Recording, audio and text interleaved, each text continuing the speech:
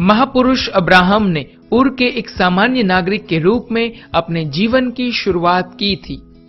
इतिहास उन्हें सर्वाधिक महत्वपूर्ण व्यक्ति के रूप में याद करता है। विश्व के 3 बड़े धर्म यहूदी, ईसाई और इस्लाम अपने मूल में अब्राहम की प्रेरणा को स्वीकार करते हैं।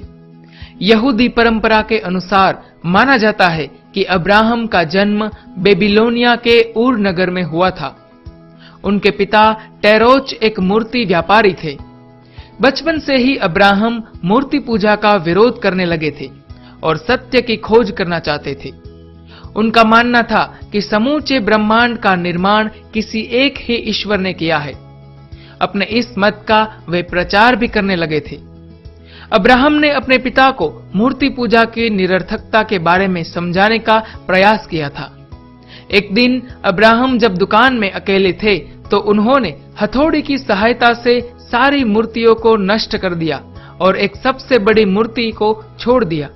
उन्होंने बड़ी मूर्ति के हाथ में हथौड़े को रख दिया था। जब पिता ने लौटकर मूर्तियों के अवशेष को देखा तो पुत्र से उसका कारण पूछा। अब्राहम ने कहा, मूर्तियों के बीच लड़ाई हो गई और सबसे बड़ी मूर्ति ने सभी मूर्तियों को नष्ट कर डाला। पिता ने कहा, मेरे साथ मजाक मत करो, वे सभी बेईजान मूर्तियां थी, वे आपस में लड़ाई कैसे कर सकती है? तब अब्राहम ने पूछा, फिर आप उनकी पूजा क्यों करते हैं? बाद में जिस एक ईश्वर की आराधना अब्राहम करते थे, उस ईश्वर ने अब्राहम के सामने एक प्रस्ताव रखा कि अगर वे अपना घर परिवार छोड़ दे तो ईश्वर उन्हें एक राज्य दे देगा और उन पर अपनी अनुकंपा बनाए रखेगा। अब्राहम ने इस प्रस्ताव को स्वीकार कर लिया। इस तरह ईश्वर और यहूदी लोगों के बीच संबंध कायम हुआ। ईश्वर से संबंध यहूदी मत का बुनियादी विचार माना जाता है। इसके तहत माना जाता है कि अनुयायियों को जहां ईश्वर के प्रति कुछ कर्तव्य निभाने पड़ते हैं, वहीं ईश्वर भी अपने अनुयायियों के प्रति कर्तव्य को निभाता है। इस संपर्क के लिए योग्य व्यक्ति होने की परीक्षा अब्राहम को 10 बार देनी पड़ी। उन्हें घर परिवार छोड़ना पड़ा।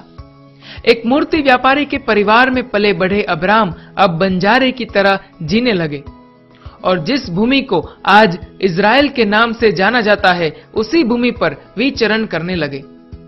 ईश्वर ने यह भूमि अब्राहम के वंशजों को देने का वादा किया। अब्राहम का उल्लेख हिब्रू के नाम से भी किया गया, अहीं, जिसका अर्थ है कि इफ्रेट्स नदी के उस पार से आए थे। लेकिन अब्राहम चिंतित थे।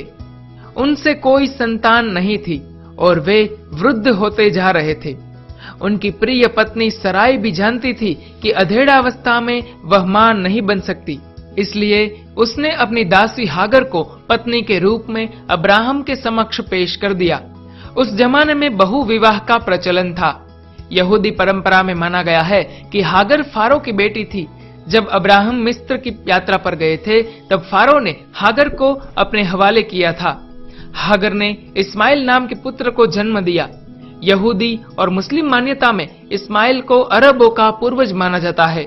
जब अब्राहम 100 वर्ष के थे और सराई 90 वर्ष की थी, तब ईश्वर ने सराय को पुत्रवती होने का आशीर्वाद दिया। सराय ने इसाक नाम के पुत्र को जन्म दिया। इसाक को यहूदियों का पूर्वज माना जाता है। 175 वर्ष की आयु में अब्राहम का देहांत हो गया। तो दोस्तों, आशा करते हैं आपको ये वीडियो पसंद आया होगा। लाइक करें, शेयर करें, कमेंट्स करें, अपने रिव्यूज एंड सब्सक्राइब करें हमारे चैनल, ताकि हमारे हर वीडियो अपडेट्स आपको मिलते रहे। धन्यवाद।